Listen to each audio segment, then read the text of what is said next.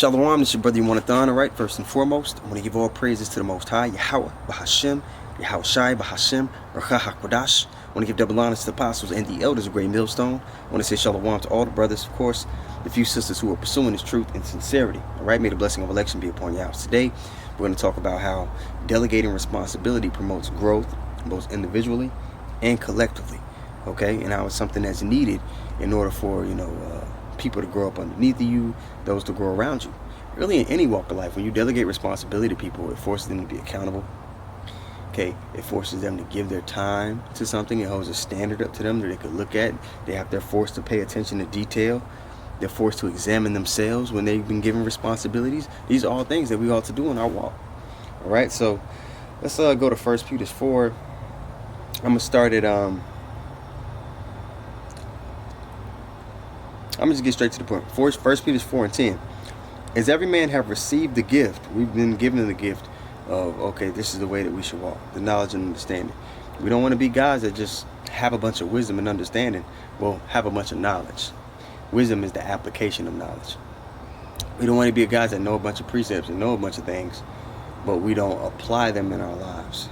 And we don't use that knowledge, okay, to forward others, to help build up the elect, to help push the mission forward, the husband's will forward in the earth. Okay, 1 Peter 4:10. As every man hath received the gift, even so minister the same one to another, as good stewards of manifold grace of God. Now let's go get a couple of those words in 1 Peter 4:10. Okay, let's see what we get. See if there's any nuggets there. 1 Peter 4:10. My blue letter's acting up, so now I gotta go on the actual web browser and get it. Jeez. Alright, so look up that word minister there.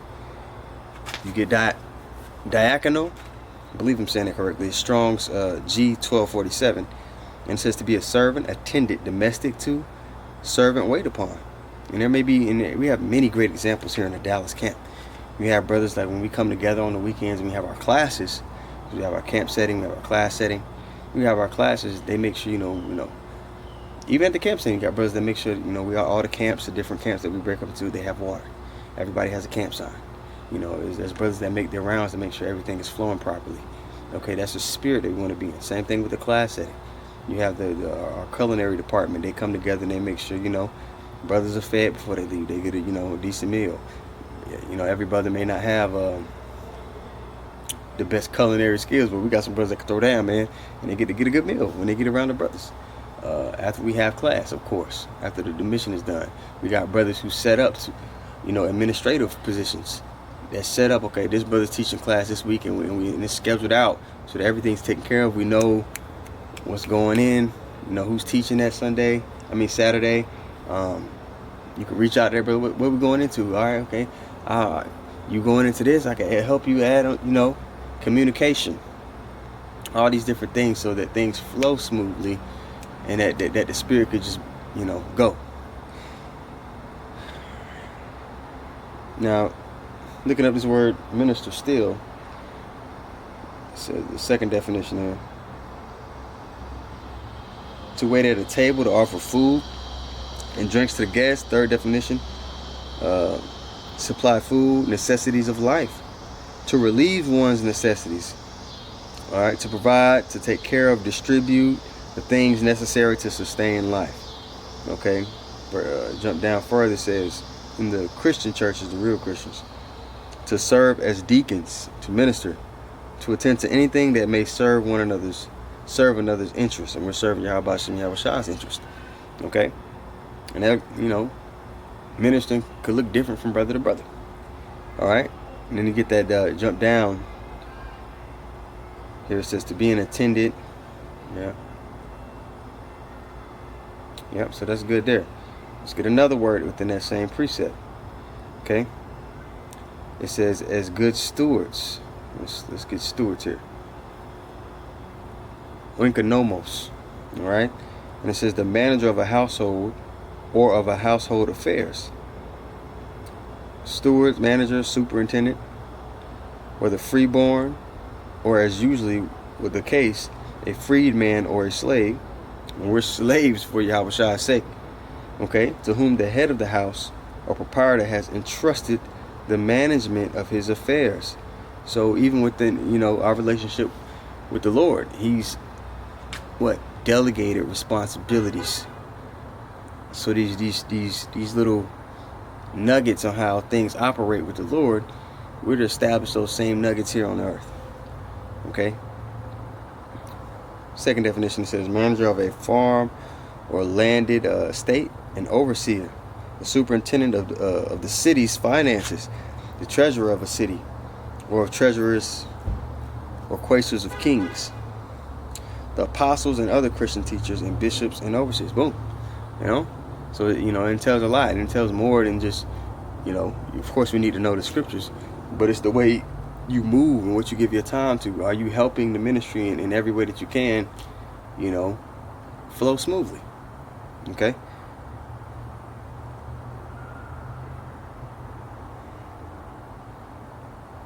So that that's the understanding. Let's actually get what responsibility is. I'm just gonna type in responsibility on Google. All right.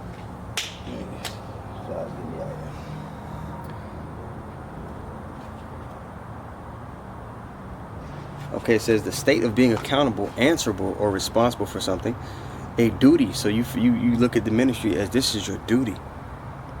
Everything else comes second to this, and this is your purpose for being. You understand? You feel shitty when you're not doing. I get up every day. I don't do a lesson, man. I feel like I don't feel right. Something don't sit right with me if I don't get a lesson done. And that's not to say that you're gonna get a lesson done every single day, ever, but you strive to, right? You strive to do something to help a brother out, communicate. Hey, anybody need anything? What's going on? You in the loop? You're putting things. You're doing something to forward the Lord's mission. Okay. It says a duty or task that is required or expected to be done. Quality of being trustworthy or reliable. The social force that motivates people to take on responsibilities. Okay. So now, I also want to get into the fact this promotes discipline. Okay. So, you have certain responsibilities within the church. And you always dealing with the spiritual matters. You're going to have to be in the spirit to be praying. You're going to have to be in the spirit of fellowship. You're going to have to be in the spirit of study. See, all these things, they mold you. Giving that responsibility molds you into the individual the Lord needs you to be, so that you could be a proper utensil to feed the sheep. Okay? All right, let's go to 2 Timothy 2:15. You all know it. We got to study to show ourselves approved. And having responsibility within the ministry promotes that. Okay. 2 Timothy 2:15. It says, study to shew thyself approved unto God, a workman that needeth not to be ashamed, rightly dividing the word of truth. All right. And if you're always, you got to be on point. If you're always locked in on spiritual matters, I need to, it's going to force somebody who may not necessarily be on a high level to get there. They're gonna have to be locked in. They're gonna have to know what the hell's going on. It forces a person to grow or to fold. So those, you delegate responsibility, and people can't maintain particular responsibilities. They might just necessarily be good where they at, or they'll reveal that they're not even into this thing anyway. So it's even giving responsibility to people is even a cleansing agent.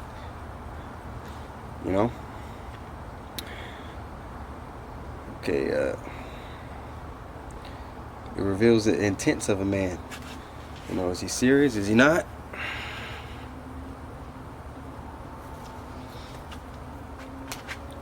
So now let's talk about how it also fosters, particular culture. Fosters culture, of ministering to one another. Okay, particular conduct that we need to have. It fosters all of those things. Okay, so let's go to James, the 5th chapter.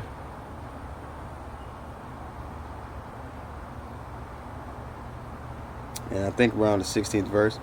But yeah, mutual accountability. You build relationships where members have to hold each other accountable. And when somebody messes up or they're going off, it gets dealt with. Brothers deal with each other. Okay, brother, I went off here. Acknowledgement of one's offenses.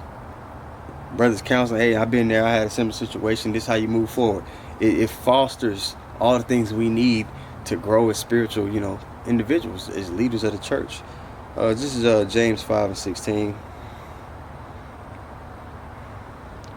Okay, it reads, confess your faults one to another and pray one for another. So when a brother makes a mistake or he does something that he ought not have done, okay, it gets addressed. You create a environment where those things can be addressed and addressed in a spiritual fashion, where brothers, that necessarily may not be a brother that, is somebody who in the world would have called somebody out and corrected someone.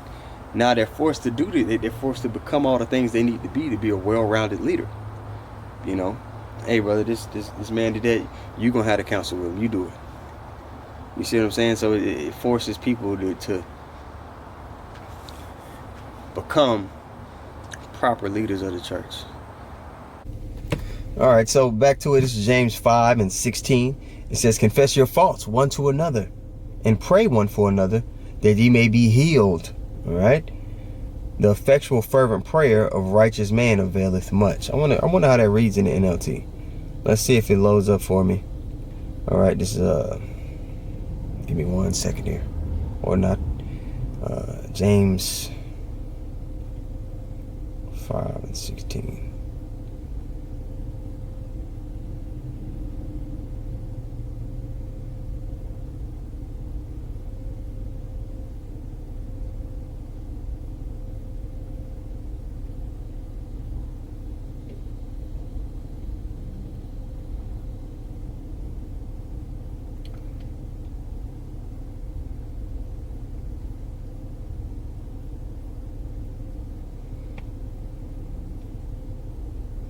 All right, James 5:16 in the NLT.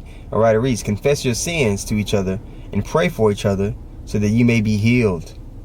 The earnest prayer of a righteous person has great power and produces wonderful results. Okay, so yeah, man, that precept just right there, it entails a lot, because we still confess our sins to brothers. We going out, hey, pray for me, man, I'm struggling with this. Brothers, have counsel. We check up on brothers. We have meetings where we say, hey, how was it? We get a post on, hey, how are things going in the church? How is this brother doing? I know he reports to you. What's going on with that? How's he coming along? All these things, and it creates an environment to where growth is inevitable. Okay, and that's what we got to be about, especially in this time when we're getting ready to take the test. We're getting ready to be, undergo the day of the Lord. Okay, and he's gonna have to be with us, and we're gonna have to be sharp. We're gonna have to be sharp in the spirit, man, to weather that storm. Now, let's continue on here. I wanted to go.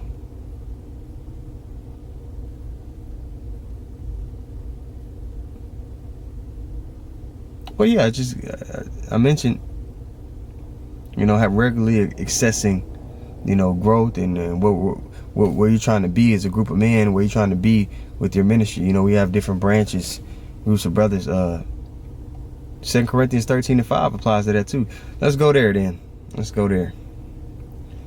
And these are precepts that we read all the time, but they apply to so much. Okay, 2 Corinthians 13:5. It says, examine yourselves whether ye be in the faith. Prove your own selves. Know ye not your own selves?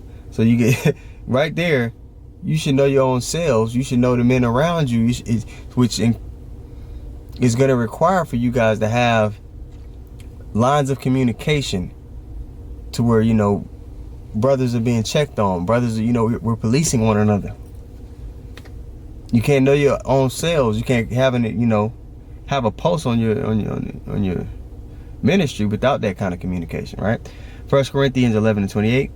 But let a man examine himself, and so let him eat of that bread and drink of that cup. Okay? Prove your own selves, know ye not your own selves. We're backing up 2 Corinthians 13:5.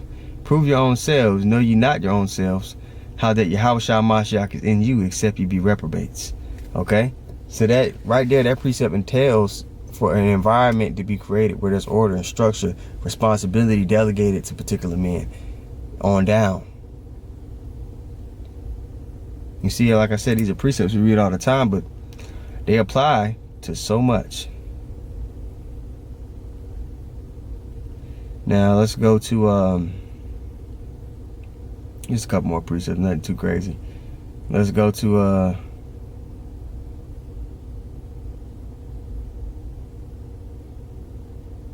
Matthew the 25th chapter and the 14th. We'll start at the 14th verse.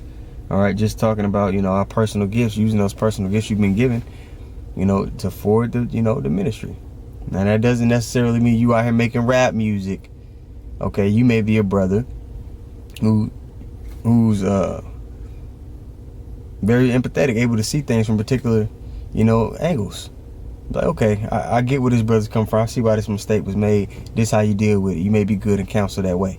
You may be a brother that's really great in the Hebrew, that really has a great memory. You may be a brother that, you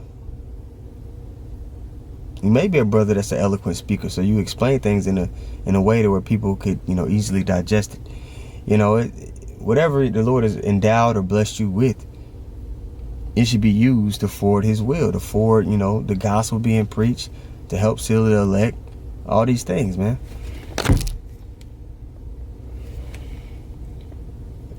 Man, that.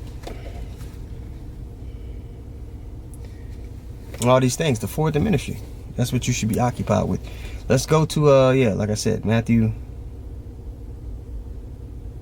25, 14. Okay, Matthew 25:14, it says, "For the kingdom of heaven is a man traveling into a far country, who called his own servants and delivered unto him his goods. And unto one he gave 5 talents, and to another he gave 1." So like, and to another 2, and to another 1. So he gave a man 5 talents to 1. Now this is talking about, this parable is going to go into growth. Okay, let's continue on reading. To every man according to his several abilities. Right. So these men, they had particular things they were good at. Now with those talents, they were supposed to multiply the talents. Growth was supposed to come. They were supposed to bear fruit. Okay. And straightway took his journey. All right, so he left them. Okay, I'll be back. When I get back, I need to see growth when I get back. Verse 16, Matthew 25:16.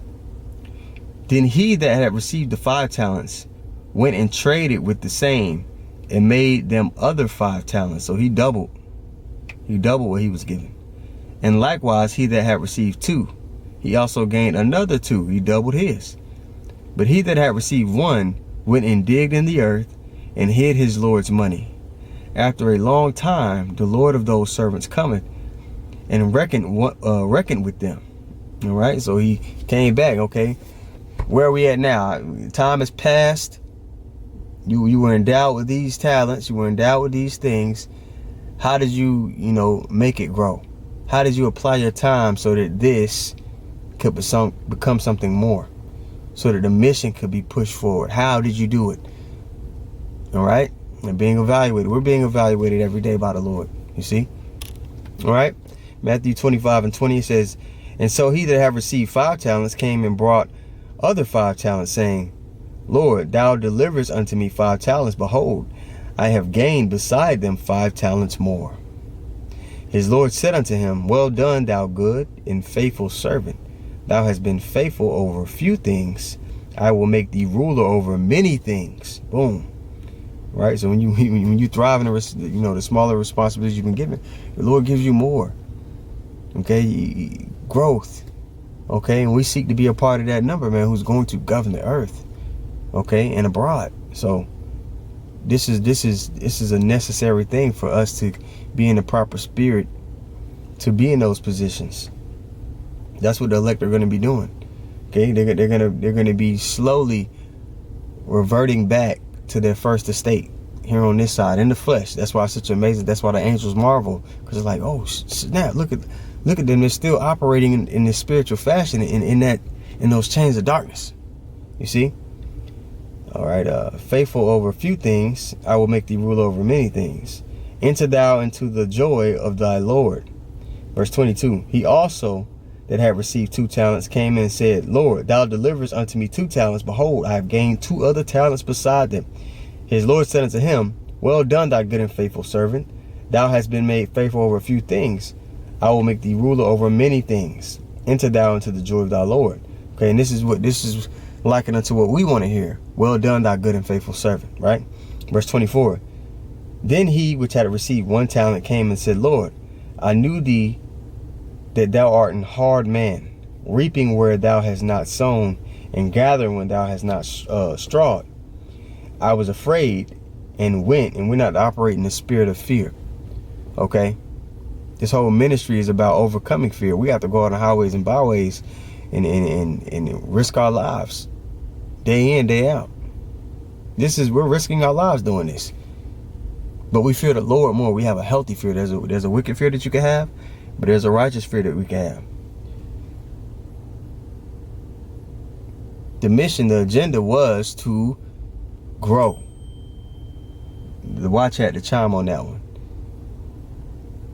So if you're doing anything else, but you're sitting on your hands, you got a barbershop ministry. No, you're supposed to be on the highways and byways and teaching the way he instructed, the way he said to do it. You know?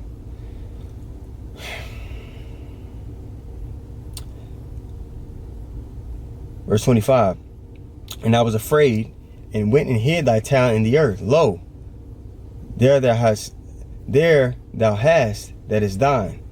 You know, his Lord answered and said unto him, Thou wicked and slothful servant, thou knewest that I reap where I sowed not, and gather where I have not strawed. Thou oughtest therefore to have put my money in the exchangers, and then at my coming I should have received mine own with usury.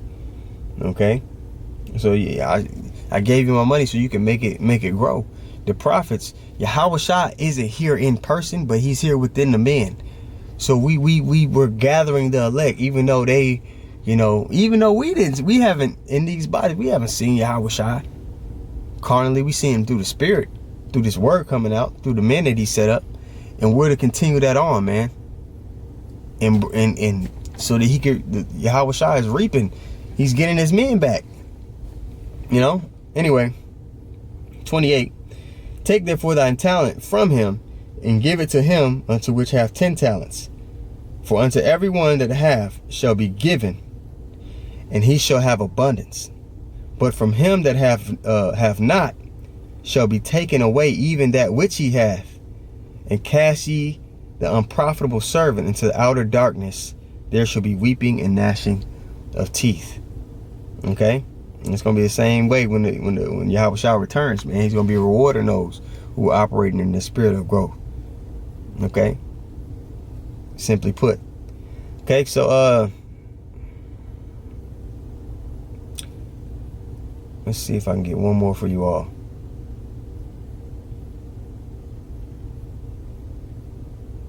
I'll just end it off. I'll go to Ephesians, the 5th chapter.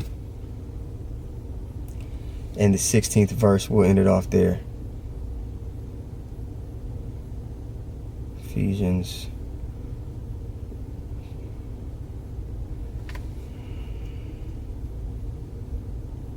Ephesians 5 and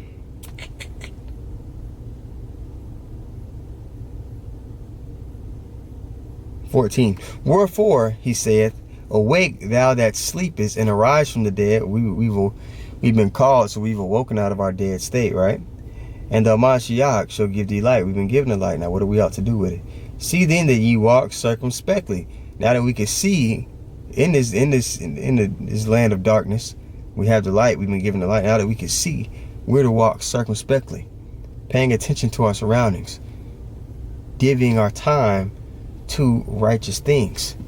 You see, not being deceived by the evil that's around us. See then that you walk circumspectly, not as fools, but as wise, redeeming the time.